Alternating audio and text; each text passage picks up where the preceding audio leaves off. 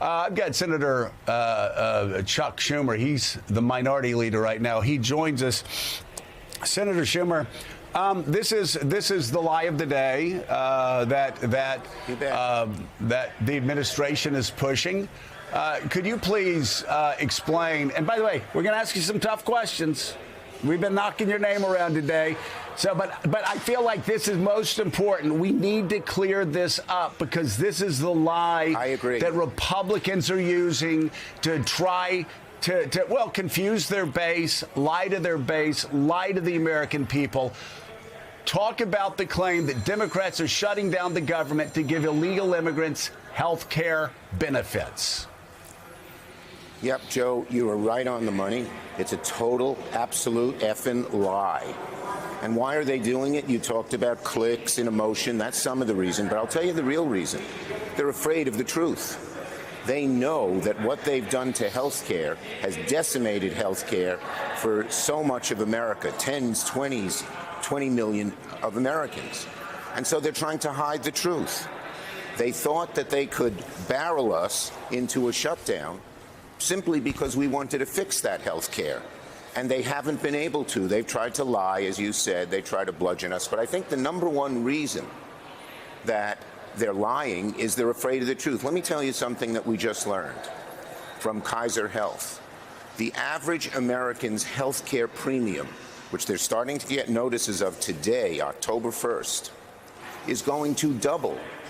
It can go up from $900 to $1,900. Well, what do you think's going to happen when American families sit down at the kitchen table this week and see those bills? They say, what are we going to do? Do we have to drop health insurance altogether? Do we have to cut back and pay so much more on deductibles and copays? And so our job, Joe, our job as Democrats is two things. First, now that we've shown the Republicans that they can't bully us, they can't bludgeon us, they've tried twice to get us to vote for their bill, which does nothing to protect Americans' health care, we're willing to sit down and negotiate a good deal to help the American people out of the health care dilemma. But in the meantime, we are going to be fighting everywhere on TV stations like yours, in the social media, in picketing, in protesting, in emails, in every way. And when the average American says, why the heck did I get a bill that raises my health care costs, doubles them, we're going to be pointing out it's the Republicans who did it. And we're also going to be pointing out that we asked them 3 times to vote on extending the ACA credit, which would make this all better. And they voted no 3 times. So what's Senator, our job? Let me expand this our job out. Is to represent. Yeah, go ahead. Yeah, go ahead. Yeah, I'm sorry. Let's get to your job in a second. While you brought it up, I want to expand this out just a bit beyond this current fight to a bigger issue that is really impacting Americans. And I hear about it all the time. And that is that even if you're not in Medicare, Medicaid, the Affordable Care Act, insurance behemoths are just jacking up. They're doing 2 things at the same time. One, they're jacking up the cost of health insurance. And the second thing, these multinational corporations, these massive health insurance conglomerates are doing is they're denying more procedures. They're denying access to people's doctors. They're cutting more and more while their profits soar in the tens of billions. What can Democrats and Republicans do together to stop this runaway inflation as it pertains to health insurance, as you see massive profits that are being made by these healthcare conglomerates? Look, the healthcare system wasn't great even before they did all their damage. They're making it much, much worse. And they're letting the insurance companies in this legislation get away with anything. They do nothing, zero to rein them in. We can get bipartisan legislation. We can get bipartisan legislation, Joe, because there are Republicans who want to do this, even some who I don't agree with very much on many issues, to rein them in, to require that their bills become transparent. You know, when you get a bill, $5,000 for a day's stay in the hospital, Why is it $5,000? Who did it go to? Which doctor? Which room? Which this? Which that? Transparency is the first element, and we don't even know what's behind these dramatically increasing bills. And transparency is something I believe that Democrats and Republicans can agree in. And once you get that transparency, you rein it in. You say you can't charge X so much money for a 10-minute visit kind of thing.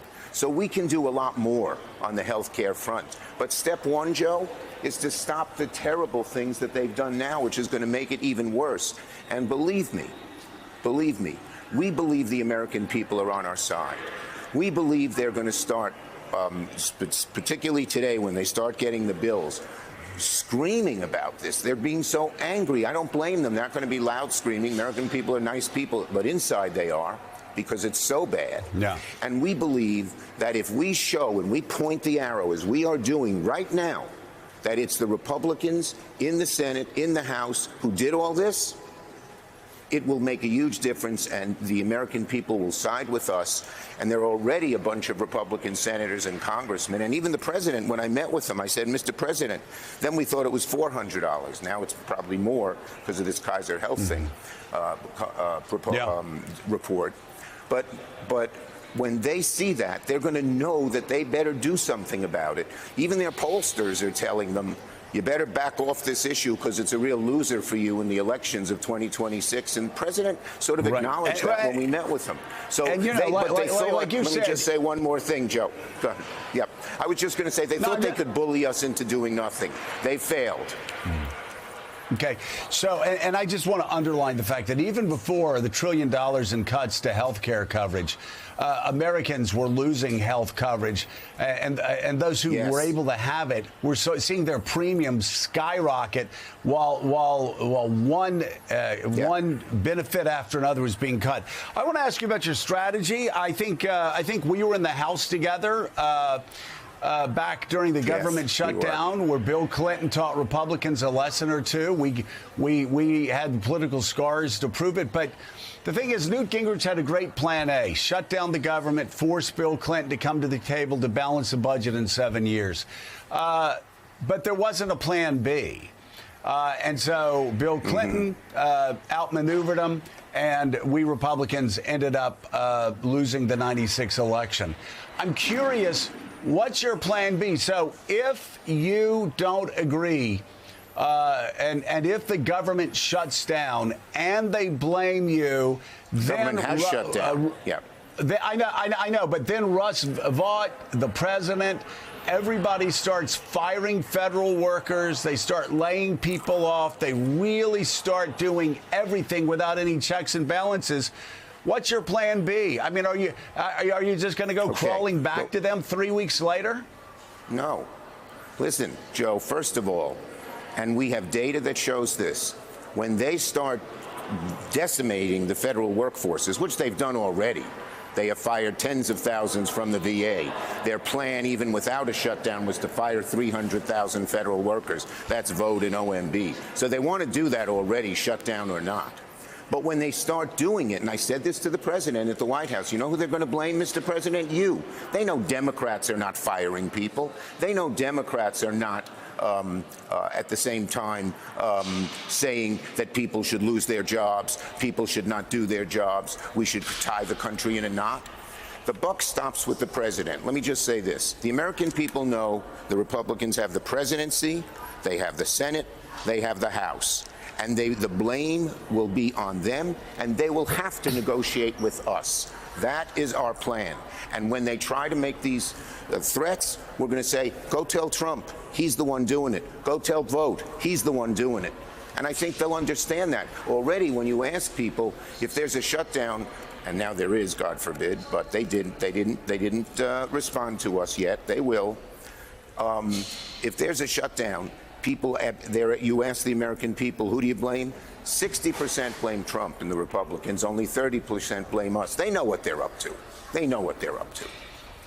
Leader Schumer, good morning. As you know, 3 members of the Senate Democratic Caucus voted for the bill last night: Fetterman, King, and Cortez Masto. So there is some divide on your side here. How confident are you that you can keep the remainders in line? Because if 5 more vote, that would end this. Look, our caucus is resolute that we have to protect American people from this health care crisis. And our caucus is very, very strong on that issue. They've tried 2 votes. They can try more votes. Why don't they sit down and negotiate? There are Republicans on the Senate side who are saying, let's sit down and negotiate. We should.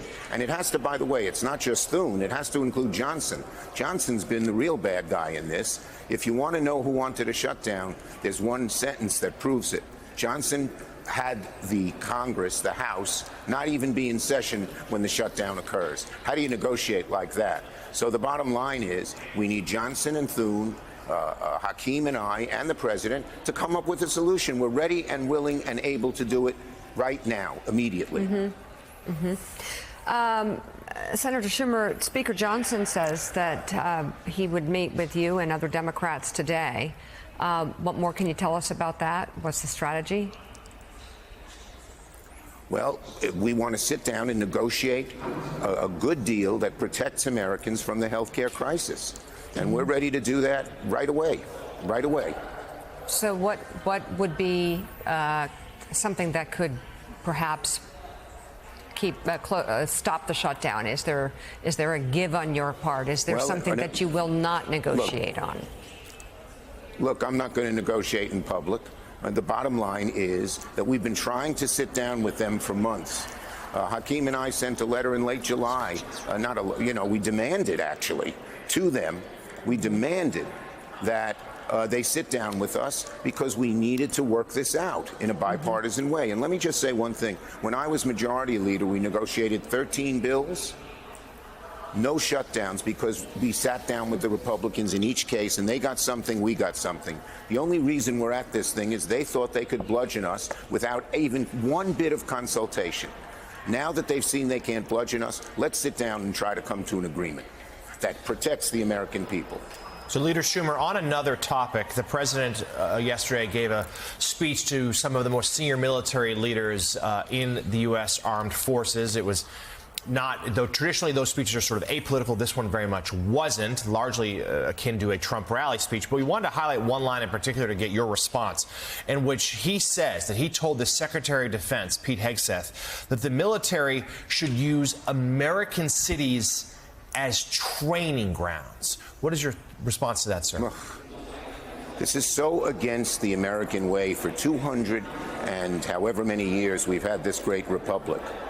The military protects us from foreign enemies, and our local police departments, sheriffs, and some federal agencies like the FBI, which they're decimating now for political purposes. He's trying to make it into his attack dog, protect us here.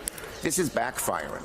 When they tried to do this in California and they thought it was going to be such a winner, the Californians across the board erupted and said, we don't want this. You're creating it worse. In Oregon, which he just said he wanted to go into, the governor said, we don't need you.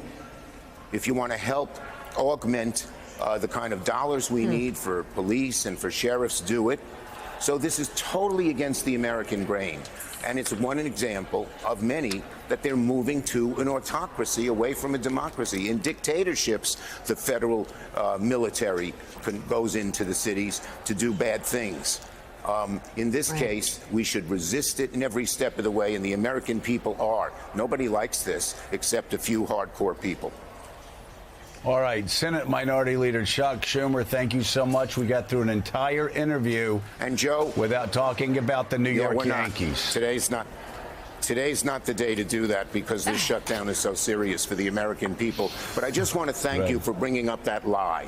That's the only way they think they're going to win, is by lying, and we are going to pierce that lie, pierce it, because it is such an effing lie.